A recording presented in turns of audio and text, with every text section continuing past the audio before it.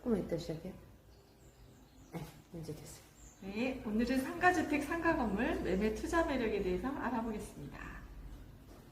자, 현재같이 부동산 가격이 하락하는 시기에는 수익형 부동산이 인기가 아주 좋아요. 그 중에서도 단연최고는 상가주택 및 상가건물 매매가 아닐까 싶어요. 상가건물 가격이 생각처럼 떨어지지 않는 이유는 쉽게 이해할 수 있어요. 주식과 부동산은 수급 상황과 해당 자산의 기대 수익률에 따라 상호 대체 관계를 보여요. 주가는 실물 경기에 선행한다고 하죠. 경기가 좋아지면 뒤에 주가가 오르는 것이 아니라 주가가 상승하고 난 뒤에 경기가 바닥을 쳤다는 것이 확인된다는 뜻이죠.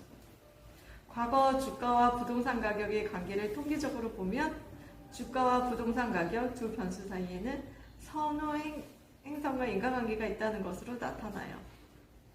그 시간차에 대해서는 시각이 여러 가지가 있는데요. 주가는 실물 경기 변동의 전환점으로부터 6에서 9개월에 선행한다는 것이 다수 이론이에요. 그러나 이것도 일치하는 경우가 늘고 있어요. 그러나 이것도 일치하지 않는 경우가 늘고 있어요.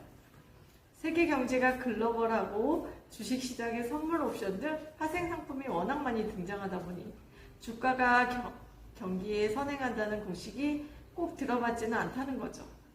경기 변동과 함께 가기도 하고요. 다만 주가가 경기에 후행하지 않는 것만은 분명해요. 그렇다면 상가건물, 상가주택의 가격은 실물 경기와 어떤 관계가 있을까요?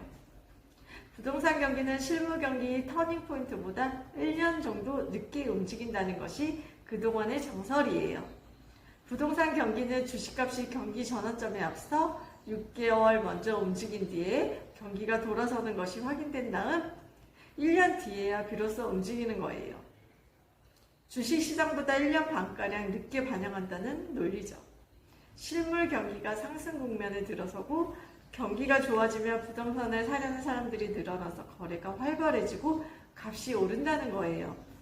이는 상가주택과 상가건물 매매 시 꼭 참고해야 하는 사항이에요.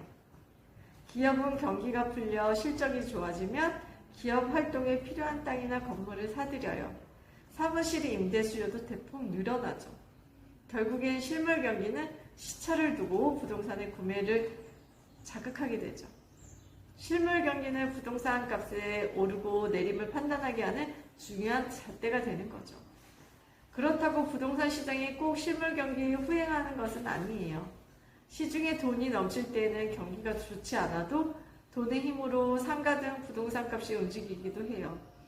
마땅한 투자처를 찾지 못한 투기적 자금이 부동산 시장을 기웃거리기도 하기 때문이에요.